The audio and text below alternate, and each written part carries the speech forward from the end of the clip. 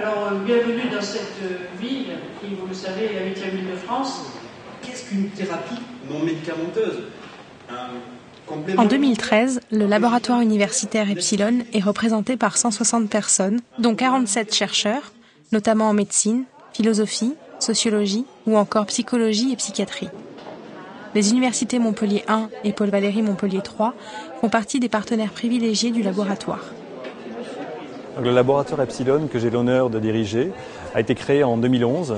Donc c'est un rassemblement d'enseignants-chercheurs, psychologues, spécialistes de sciences du sport, médecins, dont l'idée et la perspective est de faire de la recherche sur les liens entre sciences humaines et santé, et en particulier de mieux comprendre les conduites de santé.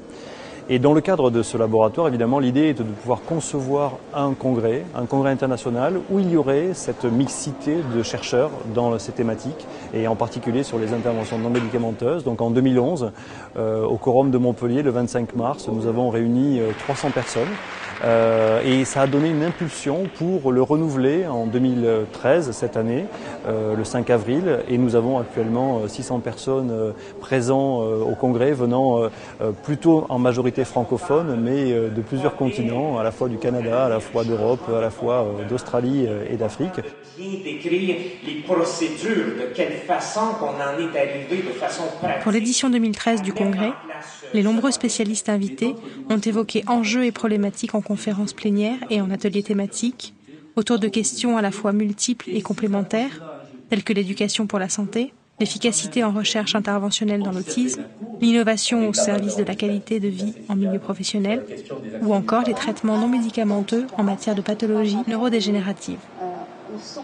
Je me félicite en tout cas que Epsilon ait fait ce 3e congrès ici à Montpellier, parce que dans le fond, réfléchir à Montpellier de l'efficacité de l'environnement non médicamenteux, l'efficacité thérapeutique, je pense que dans une ville qui a une tradition médicale très ancienne, ça prouve qu'en tout cas que la ville continue non seulement dans cette tradition, mais aussi la recherche reconnaît l'efficacité de toutes les interventions non médicamenteuses auprès des patients. Et donc moi je me félicite d'accueillir effectivement ce congrès ici à Montpellier. L'environnement fait partie, effectivement, l'environnement est là pour améliorer l'espace, pour améliorer les conditions de vie. La santé est considérée encore trop souvent comme l'absence de maladie et non comme un état de bien-être social, mental et physique. On pense à des maladies un peu plus complexes que ce qu'on a l'habitude de voir. Donc de plus en plus, les gens sont plus âgés, les gens ont des maladies chroniques, qu'on dit. Donc on doit arriver avec des approches méthodologiques de recherche qui nous permettent de démontrer l'efficacité. Il est important donc que l'efficacité soit établie et reconnue aussi au même standard qu'on le fait avec les médicaments. Les interventions non médicamenteuses sont de plus en plus importantes. On doit s'assurer dans nos méthodes qu'on évalue de façon appropriée, qu'on puisse aussi publier dans les mêmes revues médicales qu'on le fait pour les essais cliniques médicamenteux, par exemple, et qu'on puisse attirer la même attention et faire en sorte qu'on puisse appliquer par la suite ces façons de faire. Mieux faire les choses va nous permettre de prendre de meilleures décisions, aider les politiciens et les décideurs aussi à prendre de meilleures décisions, à mieux décider, basées sur des données réelles, plutôt que seulement sur des points de vue et des opinions, comme on le fait encore trop souvent.